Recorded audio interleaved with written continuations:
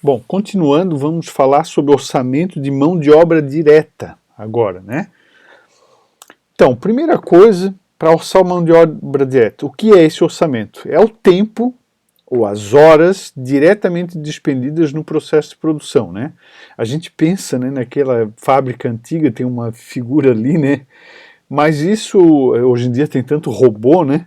Nessas fábricas antigas, mas existe ainda muitas indústrias, pequenas indústrias, que funcionam assim com o uso relativamente grande de mão de obra, né, no Brasil. Então você tem, por exemplo, a fábrica de automóvel muito automatizada, com muitos robôs, mas você tem fábricas que fornecem para essa montadora, né, que são as marcas famosas, né, Volkswagen, é, Chevrolet, Fiat, Jeep, essas que fornecem para elas, que daí tem um emprego maior de mão de obra, né? Bom, esse orçamento inclui todo tipo de remuneração paga aos funcionários, inclusive encargos sociais e benefícios. Então, o professor deu os exemplos, porque talvez você não conheça. Então, por exemplo, encargos sociais, contribuição patronal previdenciária, está listado ali. Adicional RAT, adicional por risco de acidente de trabalho, né? Para quem não sabe, uma empresa que oferece risco de acidente de trabalho, por exemplo, quem trabalha em mina de carvão, a empresa não paga só os 20% da cota patronal previdenciária, paga o maior índice de RAT. Por quê? Porque aquela pessoa lá se aposenta mais cedo, tem um risco de acidente maior. E aí tem uma média, algumas empresas é 2%, outras é 1%, outras é 3%, outras é 4%, outras é 5%, né? Então tem bastante coisa. Fundo de FGTS, Fundo de Garantia por Tempo de Serviço, a empresa tem que depositar lá numa conta em favor do empregado, porque o empregado não tem estabilidade no emprego, então quando ele é demitido, ele ganha tem direito a acessar aquele fundo de garantia e tem multa, né, que apesar da duração ter mudado, ainda existe esse benefício.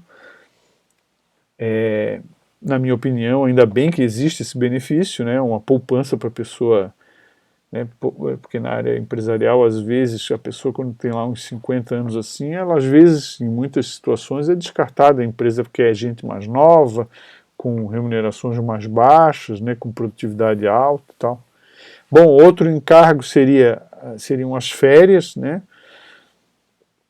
Estranho, a gente fica pensando, tá, mas a pessoa não trabalha nas férias, não trabalha, mas ela trabalha 1 ano, 12 meses, e quando completa 1 ano, ela tem direito a receber o salário e descansando 1 mês. É um direito que a pessoa tem.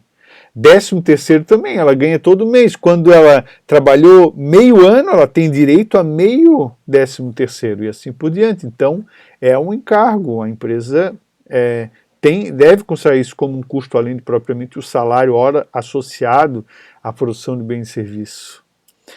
Descanso semanal remunerado é a mesma coisa, trabalhou 5 dias, tem direito a sábado e domingo de descanso, é um direito.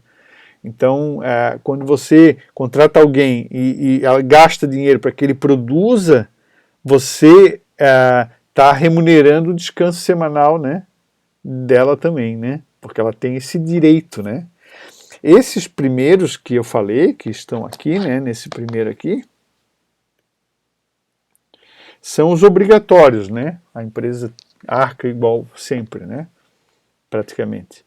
E esses de baixo, que estão aqui, seria aquelas coisas, aqueles benefícios que a empresa dá e que não seriam obrigatórios. Por exemplo, assistência médica para os funcionários, alimentação, né, seja vale, seja refeitório, seja dinheiro na conta com o título de vale alimentação, transporte, auxílio transporte, remuneração, paga o transporte, né, plano de aposentadoria complementar, educação para os filhos, educação para o próprio empregado, né, são benefícios que a empresa às vezes dá e acabam afetando, se tornando uma espécie de encargo, né, carrega, custa mais do que propriamente pagar o salário, né.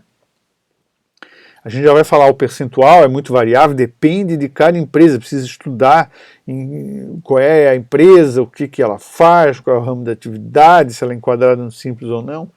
É um negócio um pouco trabalhoso de fazer, mas nos nossos exercícios a gente vai ganhar esse percentual, né?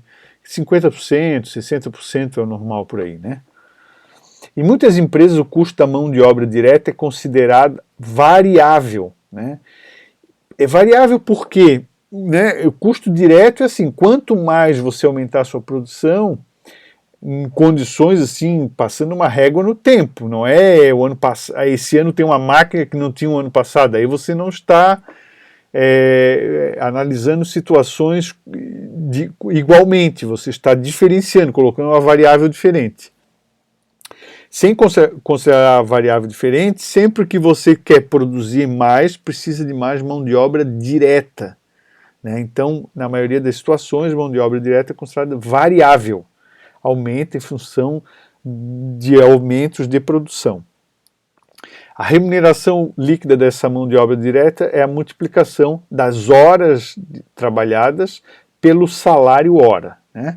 Bom, esse conceito não tem problema, acho que vocês entenderam essa explicação, mas as dúvidas podem vir a surgir numa aplicação prática, num caso concreto. Então, antes de chegar aqui, nesse caso, nós somos obrigados a dar uma lida no enunciado. A questão está aqui, ó, orçamento de mão de obra direta, está na nossa lista de exercícios, na página 22. Então, você dispõe dos dados abaixo para o orçamento de mão de obra direta. Então, ele deu assim, as informações. Essa empresa produz o item X, Y e o item Z, e tem dois departamentos, A e B.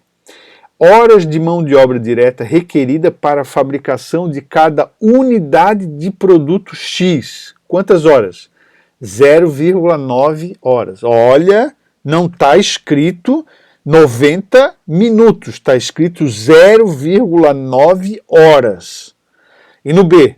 Usa para fazer o produto X? Usa também, é 1,4 horas. Atenção, não é 1 hora e 40 minutos, é 1,4 horas. Atenção para esse detalhe. Produto Y só passa pelo departamento A, consome 0,6 horas, e o produto Z só passa pelo departamento B e consome 1,1 hora. Qual é a quantidade de unidades a fabricar do produto X? 600. Do Y, 860. Do Z, 960.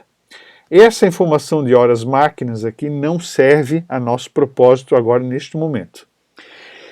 Taxa média de remuneração por hora, aqui em dezembro de 2000, nós estamos fazendo uma projeção para maio de 2001, nesse caso, né?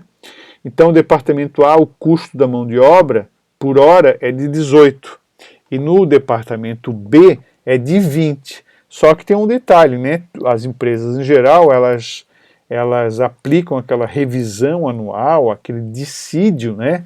Em maio, né? 1º de maio é o dia do trabalhador, então a partir de maio, os empregados dessa empresa terão um aumento de 12%. Né? E aí pergunta algumas coisas, a gente pode depois voltar aqui.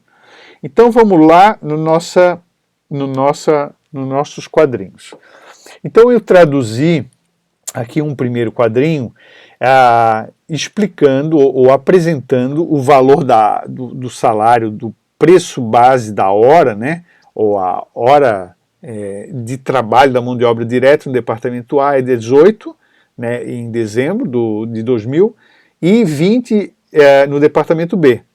E esses dois valores, eles terão um acréscimo de 12%. Então, daqui para cá, que é a nossa projeção, nós temos que aumentar em 12%. É um dissídio da categoria. Então, o departamento A ficou com um salário hora de 20,16 e o departamento B de R$ 22,40 no salário hora. Isso aqui já deve estar um pouco defasado os valores, a gente poderia ter colocado em dólar isso aqui, né? Vai ficar para uma próxima revisão do conteúdo. Então vamos fazer um outro quadro que a gente faz o orçamento da mão de obra direta em função da quantidade de horas a trabalhar. Então a gente tem aqui a quantidade, primeiro eu botei numa linha, eu mudei o quadro, né, uma linha quantidades a produzir. Então eu resgatei de lá 600 de X, 860 de Y, 960 unidades de Z. E eu também sei que o departamento A consome 0,9 horas para cada unidade. E o departamento B, unidade do produto X. E o departamento B, 1,4. Então eu multiplico 0,9 vezes 600, 1,4 vezes 600 e somo, eu vou chegar à conclusão que o produto X precisa de 1.380 horas de mão de obra direta para ele passar pelos 2 departamentos e ficar finalizado. Precisa disso de mão de obra. E assim eu consigo, veja que aqui é mais fácil, o produto Y só passa no departamento A. E ele consome, para fazer um produto, 0,60 hora. Então, multiplicando 0,60 por 860, eu chego que no departamento A precisa de 516 horas de mão de obra direta para produzir 860 unidades do produto Y.